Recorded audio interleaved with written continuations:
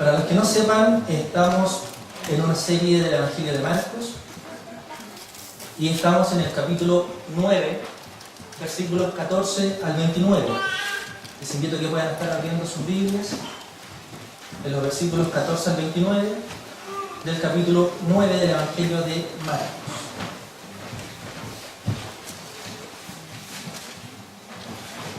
También la vamos a proyectar. Vamos a proyectar versión Reina Valera.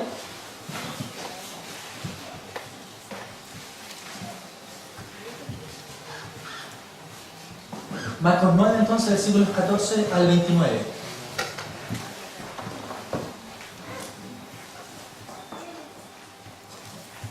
Le invito entonces que leamos.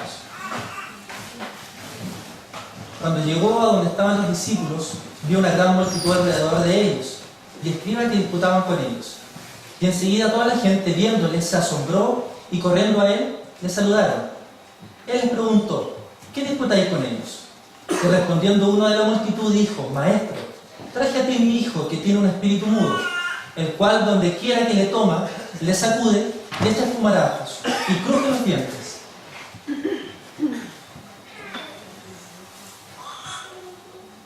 Perdón.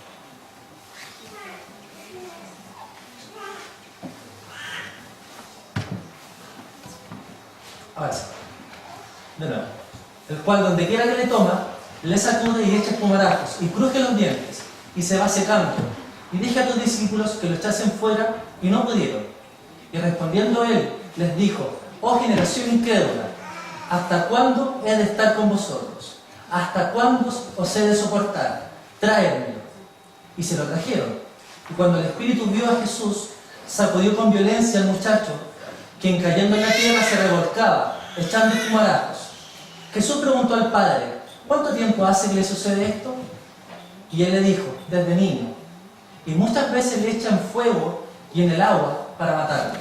Pero si puedes hacer algo, ten misericordia de nosotros y ayúdanos. Jesús les dijo: si puedes creer, al que cree, todo le es posible. E inmediatamente el padre del muchacho clamó y dijo: creo, ayuda mi incredulidad. Y cuando Jesús vio que la multitud se agolpaba, reprendió al espíritu inmundo, diciéndole: espíritu mudo y sordo, yo te mando, sal de él, y no entres más en él. Entonces el espíritu, clamando y sacudiéndole con violencia, salió, y él quedó como muerto, de modo que muchos decían: está muerto. Pero Jesús, tomándole de la mano, le enderezó y se levantó. Cuando él entró en casa, sus discípulos le preguntaron aparte: ¿por qué nosotros no pudimos echarle fuera? Y él les dijo: este género con nada puede salir, sino con oración y ayuno. Le invito a que oremos. Señor, te doy infinitas gracias, Padre, por tu eterno amor y misericordia. Gracias, Señor, por tu palabra. Te pido, Dios mío, que tu Santo Espíritu esté en medio nuestro, Señor. Que toques nuestros corazones, Señor. También imploro que suplas las necesidades del predicador, Señor. Te pido, Señor, que sea tu palabra y no la palabra del hombre. Te pido que a través de esta predicación te podamos servir y te podamos adorar, Señor. En el nombre de Jesús. Amén. Cuando tratamos, hermanos, de explicar qué es lo que es la fe, utilizamos tres ejemplos. Estos ejemplos podemos definirlo como la fe intelectual, la que hace referencia a los datos históricos, ¿ya?, que están registrados en documentos durante el tiempo. Por ejemplo, la fe histórica o la fe intelectual es la que nos lleva a nosotros a creer en los personajes durante la historia. Nosotros sabemos que existió un Bernardo Higgins, que existió un Arturo Prat, o que existieron guerras, y eso es porque hay registros de ellas.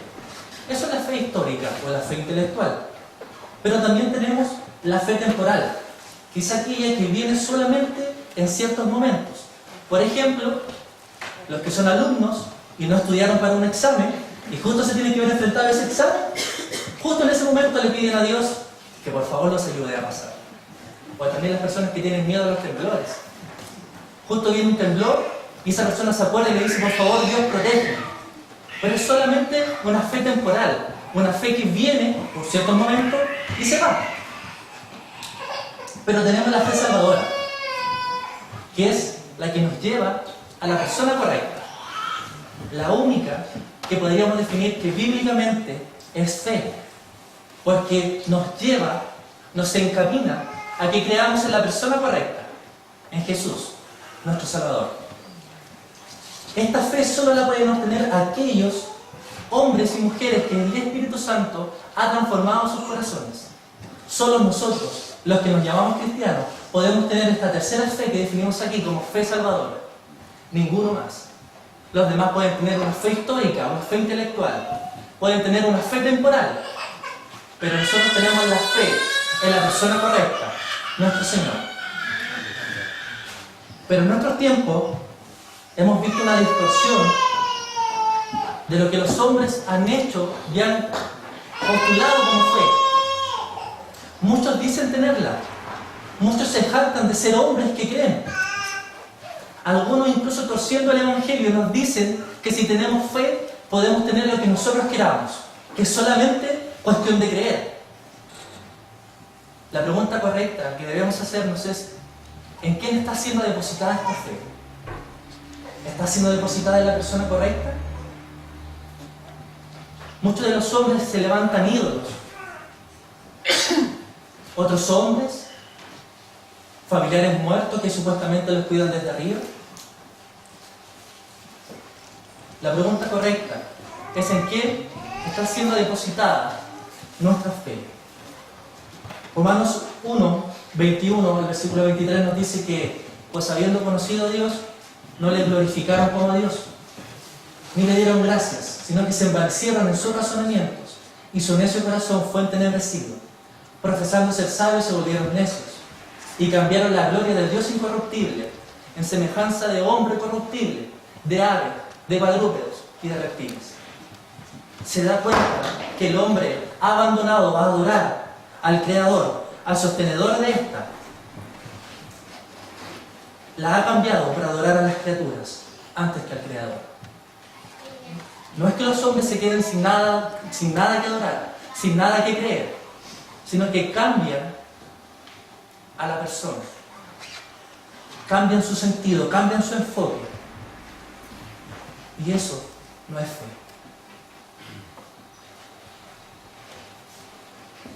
Y es así como podemos pasar a nuestro primer postulado: la presentación de un problema.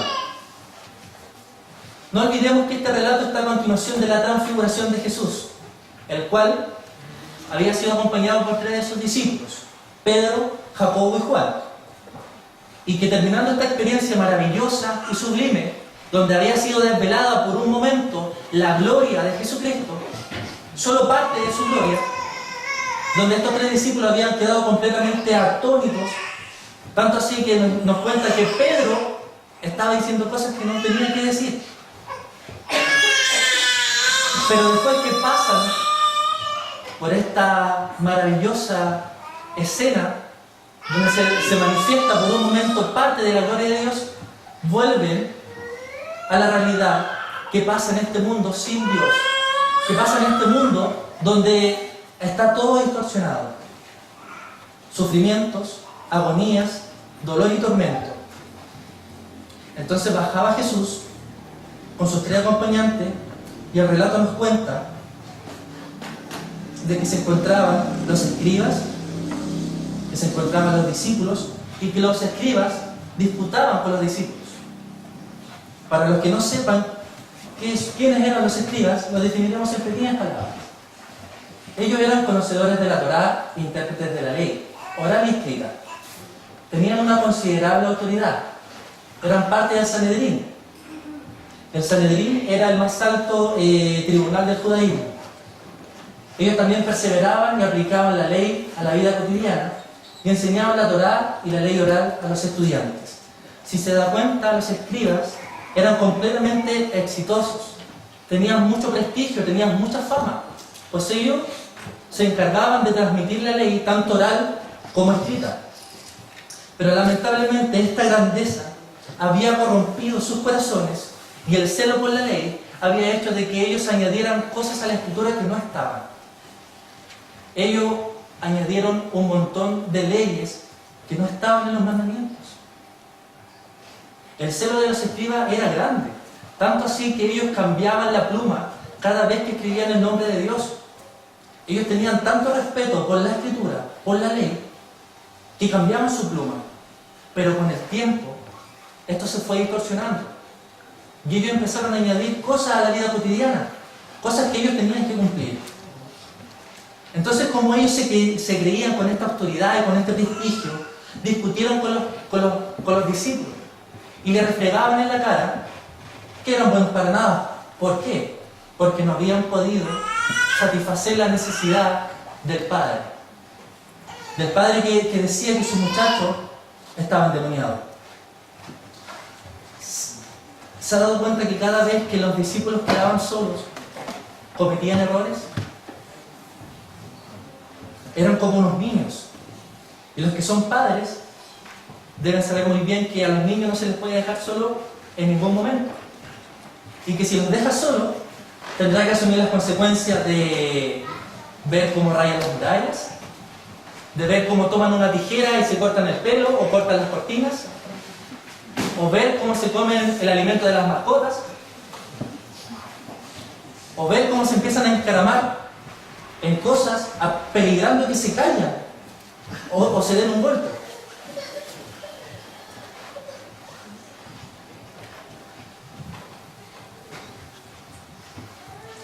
Los discípulos fracasaban siempre, y esta no fue la excepción.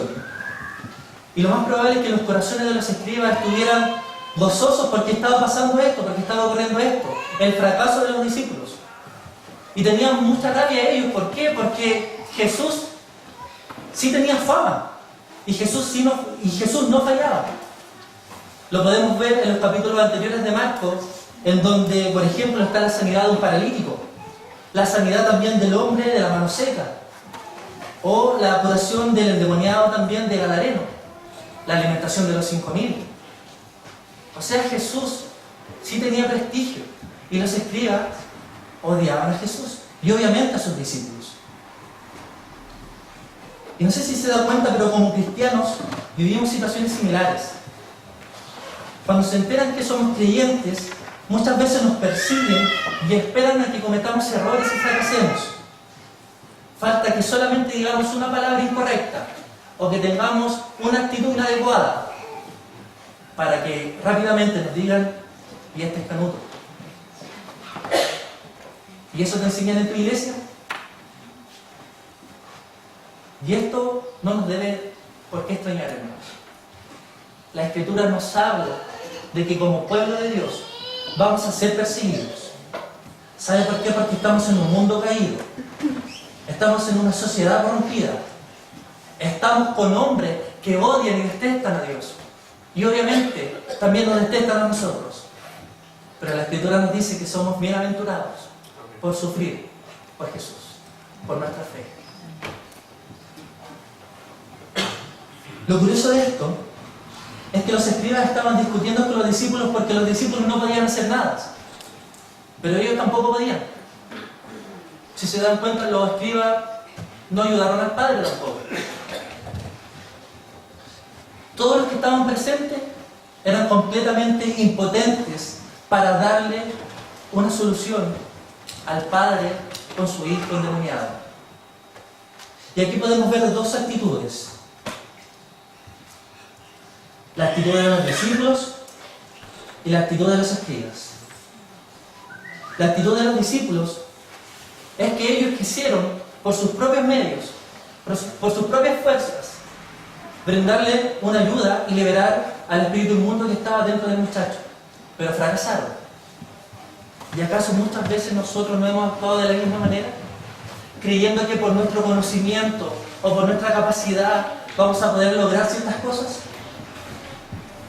Pero también está la actitud de los escribas, conocedores de la ley, personas que tenían prestigio, personas que conocían, pero cuestionaron y juzgaron a los discípulos y le criticaron. ¿Y acaso nosotros no hemos tomado también muchas veces esa actitud de creernos que sabemos más y tenemos más conocimiento? Y cuando vemos a un hermano que cae, lo criticamos y lo pisoteamos. ¿Qué actitud de esta es mejor? Sin duda ninguna. Las dos actitudes están en veredas completamente equivocadas. Estas dos veredas estaban centradas solamente en lo que el hombre puede hacer. Y entonces se encontraban en pleno corazón de la disputa cuando llega Jesús. Cuando Él entra a la escena, todos se voltearon con asombro y lo saludaron. Y cuando nosotros leemos rápido este texto, pareciera que la multitud se alegra porque Jesús llegó. Pero el texto pareciera indicar algo completamente diferente. La actitud "se voltearon con asombro" hace referencia a una actitud de cuestionamiento. Es como que si le dijeran a Jesús: por fin llegaste, mira lo que han hecho tus discípulos. Y algunos otros dicen de que el que se hayan volteado con asombro era porque estaba pasando algo como lo que le sucedió a Moisés cuando subió al monte a buscar la ley, de que su rostro brillaba y no podían verle. Pero al continuar con el texto no nos da señales de esto, sino de que era un cuestionamiento. Y es así como Jesús pregunta: ¿qué disputáis con ellos? Y podemos ver el motivo de la disputa. En el versículo 17 se levanta un hombre de la multitud y le dice: Maestro, traje a ti mi hijo, que tiene un espíritu mudo, el cual donde quiera que le toma le sacude y echa espumarajos, y cruje los dientes, y se va secando. Y dije a tus discípulos que lo echasen fuera, y no pudieron. ¿Se ha dado cuenta que el tema de los demonios, de los espíritus, de las cosas sobrenaturales ha sido de mucho cuestionamiento, pero también de mucha popularidad? Por eso quisiera mencionar dos cosas. Existe la racionalidad y el sensacionalismo. ¿A qué hace referencia esto? Racionalidad. No podemos creer lo que algunos falsos maestros nos enseñan en cuanto a estos temas, diciendo que los relatos sobrenaturales son solo cuentos y mitos y que solo se debe mirar bajo el lente de lo simbólico o de lo racional. Afirmando, por ejemplo, que en este caso de este muchacho era solo una epilepsia grave. Pero la Escritura es clara, nos presenta de que era un espíritu inmundo que estaba en el cuerpo de este joven. Pero también tenemos el tema de las sensaciones. Debemos tomar en cuenta la declaración del padre acerca de su hijo endemoniado, porque hoy en día podemos ver una distorsión y una caricaturización en cuanto a estos temas. Se levantan megas iglesias, megas misterios con un mensaje de sanidad, de liberación y de bendición. Cosas tan burdas y herejes que con toda confianza podemos decir que son más manifestaciones demoníacas. El mundo cineasta de algunos campos religiosos se han encargado de promover las posesiones demoníacas de una manera maliciosa, completamente contraria a las que la Escritura nos dice. ¿Cómo no mencionar a estos templos inmensos de los para de sufrir? O algunos campos pentecostales, no todos, pero algunos campos pentecostales, donde existen estas noches de liberación, las grandes noches de liberación y de restauración. O también así como brujos y adivinas que dicen que vienen de parte de Dios, limpian hogares y a personas. Y ministerios raros y satánicos que usted puede encontrar en YouTube. El pastor mencionaba hace un tiempo el ministerio del balde. ¿Se acuerda? Cuando una persona tomaba un balde, pasaba donde las personas para que las personas se limpiaran y vomitaran.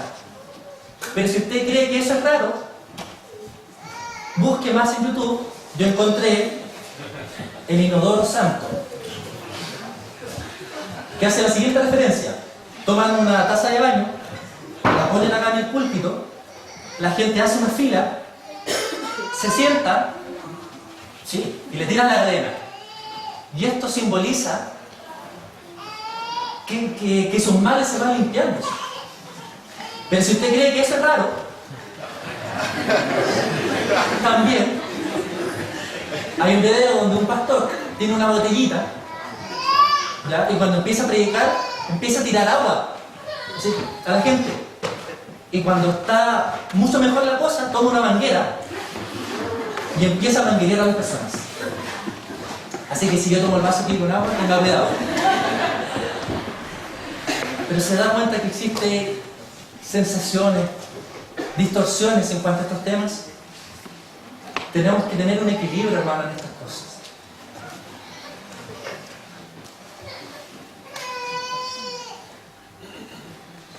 Cabe señalar que todas estas cosas, tanto la racionalidad o tanto el sensacionalismo, surgen porque nuestro corazón es pecaminoso, porque somos enemigos de Dios, porque no hemos puesto nuestra fe en la persona correcta, porque no nos hemos convencido de que la Escritura es palabra de Dios.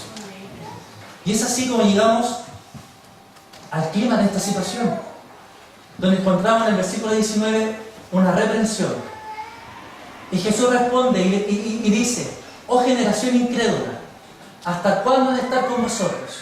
¿Hasta cuándo os he de soportar? Traédmelo. Pero quisiera hacer notar que la atención inmediata, no sé si se da cuenta, no es hacia el muchacho o hacia el padre, sino hacia la incredulidad que estaba ocurriendo en ese hecho. La atención no fue hacia el muchacho, tampoco hacia el padre desesperado, sino que expresa un cuestionamiento, una reprensión por la incredulidad que estaba pasando. Falta de fe de parte de esos discípulos, falta de fe por parte de la multitud, falta de fe por parte del Padre. Y como iglesia nos vemos constantemente en esta incredulidad hacia nuestro Señor. Sin duda esta es una representación de lo que estamos viviendo hoy como iglesia. Y no tan solo de lo que vivimos como iglesia, sino que de lo que vivimos personalmente en nuestra vida cotidiana. Es fácil tener fe cuando todo está bien. Es fácil decir que somos cristianos en un país donde no somos perseguidos. Es fácil venir a la iglesia y decir que creemos en Dios cuando nuestra familia está bien, cuando en lo laboral estamos bien, cuando en la salud estamos bien. Pero ¿qué pasa cuando los papeles se invierten? ¿Qué sucede cuando nos vemos enfrentados a momentos de dificultad? ¿Qué pasa cuando pareciera que Dios nos ha abandonado?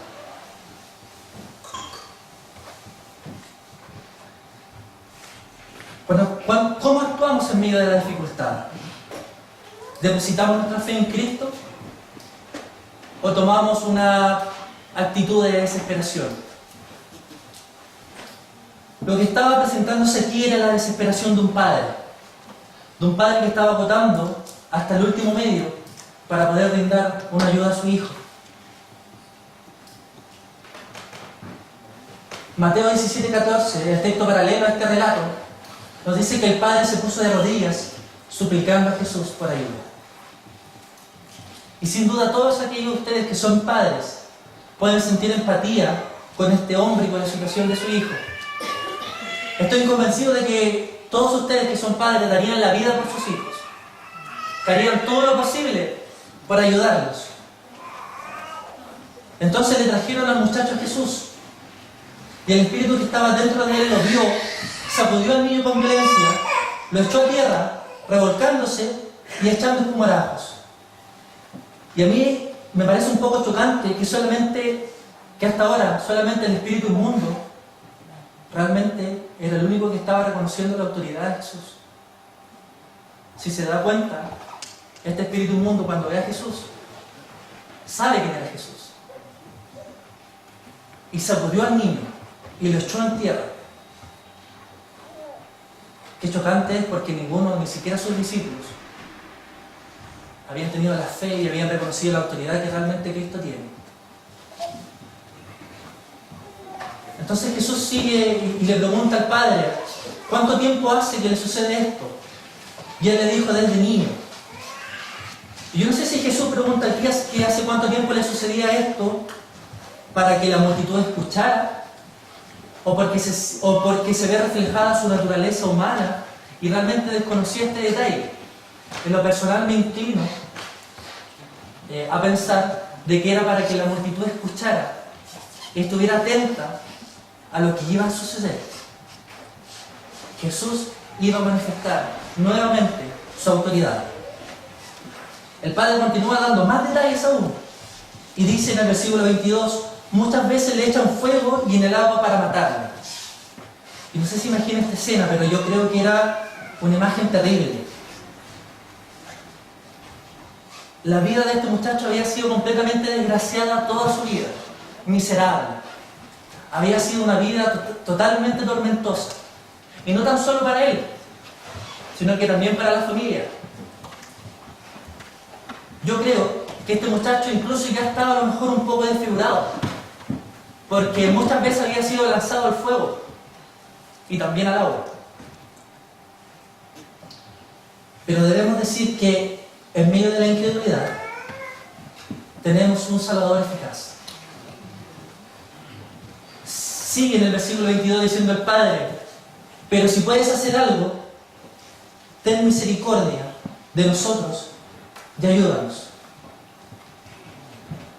A pesar de la desesperación presentada por el Padre, quiero mencionar que aún así existe una terrible incredulidad todavía. Porque Él dice: si puedes hacer algo, ten misericordia, ayúdanos. Pero en Marcos 1:40 se acerca un leproso, se pone de rodillas y dice: si quieres, puedes limpiarme. ¿Se da cuenta que la actitud es diferente? ¿Que hay una fe diferente? ¿Que pareciera que el corazón es diferente? Jesús majestuosamente le dice: si puedes creer, al que cree, todo le es posible. Y tenemos muchos textos que nos hablan acerca de la fe. Mateo 17:20 dice: si tuvieras fe como un grano de mostaza, le dirías a ese monte: muévete de aquí para allá, y el monte se movería. Marcos 11:24 dice: todo lo que pidieran orando, creyendo que lo recibirán, les vendrá. Pero también tenemos una advertencia en Santiago 4:3 que nos dice que piden y no reciben porque piden mal. Pero pareciera que el Padre rápidamente clama y responde a la exigencia de Jesús: si crees, al que cree todo le es posible. Y Él dice: creo, ayuda a mi incredulidad. Me gusta mucho esta frase. Ayuda en griego es boeseo, que significa correr a los gritos de alguien que está en peligro. Él pidió ayuda continua a su incredulidad. Pero lo que tenemos que preguntarnos es: ¿quién es el dador de la fe? ¿Acaso Él produjo la fe de una manera autónoma? ¿Acaso su libertad la produjo? Efesios 2:8, un texto muy conocido, muy citado, nos dice que la fe es un don de Dios. Por lo tanto, no tenemos de qué gloriarnos, pues la fe nos la brinda Dios. Y cuando Jesús vio que la multitud se agolpaba, reprendió al espíritu inmundo, diciéndole: espíritu mudo y sordo, yo te mando, sal de él y no entres más en él. Recordemos que el propósito del libro de Marcos es para mostrar a Jesús como el Hijo de Dios.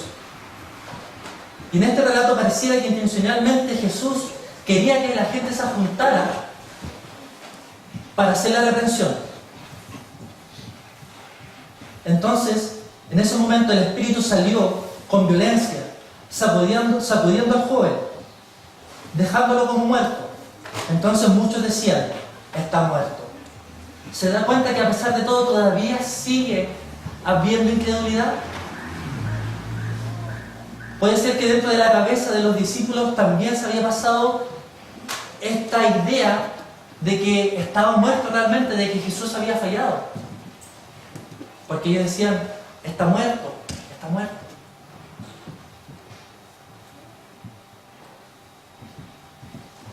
Jesús manda que este espíritu salga fuera y lo hace con plena autoridad. Tanto así que el versículo 17 nos dice que Jesús lo toma de la mano, lo endereza y él se levantó. Me imagino que la multitud habrá quedado completamente impactada después de esto. Que a lo mejor el padre estaba saltando de alegría, que a lo mejor el joven quedó con un semblante sonriente y de tranquilidad. Pero el texto no nos cuenta esto. No nos dice qué pasó después que el joven se puso de pie. ¿Sabe por qué? Porque lo importante no era saber qué había pasado con el padre. Lo importante tampoco era que el muchacho había sido sanado de este espíritu endemoniado. Lo importante era la autoridad de Cristo. Lo importante de este relato es que Cristo es Hijo de Dios y tiene plena autoridad bajo todo pecado, bajo toda enfermedad, bajo todo potestad.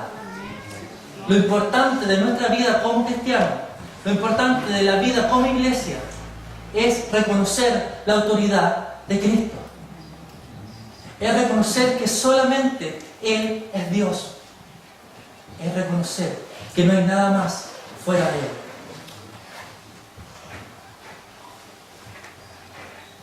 Y nos sigue relatando el texto diciendo que cuando Él entra en casa, sus discípulos le preguntaron aparte, ¿por qué nosotros no pudimos echarle fuera? Y Él les dijo, este género con nada puede salir, sino con oración y ayuno. Y puede que no nos cause curiosidad a lo mejor que los discípulos fracasaran nuevamente, pero sí nos debiera causar curiosidad de que en Marcos 3 y en Marcos 6 Jesús le había dado autoridad a los discípulos para que echaran fuera demonios. Ellos tenían autoridad dada por Jesús, pero sin duda la mal utilizaron. Su necio corazón los llevó a una autoconfianza, creer que eran capaces por sus propias fuerzas y habilidades de ayudar a este muchacho. También los llevó a tener poca fe, debido a que fracasaron en la solicitud que les había hecho el Padre. Y también nos dice que todo esto fue porque faltó ayuno y oración. Y aunque en los textos más antiguos no aparece la palabra ayuno, la idea es la misma. Y esto se refiere a que a los discípulos les faltó consagración, les faltó santidad, les faltó comunión con Dios. Y debido a que estaban lejos de Dios, tuvieron autoconfianza y tuvieron poca fe. Y como iglesia, hermano, les invito y les siento a que no nos pase lo mismo, a que no nos falte ayuno y oración, a que no nos falte la búsqueda de Dios. A muchos les falta ayuno, estamos claros.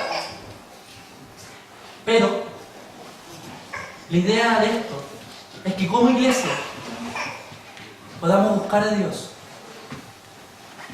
porque si no, vamos a caer en una autoconfianza. Nuestra fe va a estar depositada en otras cosas aparte de Dios. Pidamos ayuda a Dios, igual que el Padre cuando clamó a Jesús. Pidamos ayuda a nuestra incredulidad. Que Dios les bendiga. Les invito a que podamos orar.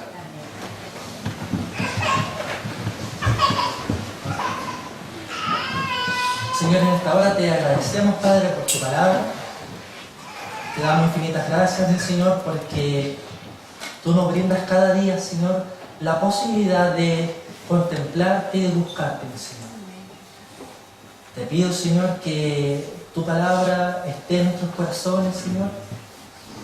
Que así como el salmista decía que tu palabra es más dulce que la miel, nosotros como tu iglesia podamos decir lo mismo, Señor. Que podamos refugiarnos en ella, Señor. Que podamos deleitarnos en ella. Te lo pido, Señor. También te pido que tú nos bendigas como pueblo, Señor. Te pido, Dios mío, que tú estés en medio nuestro.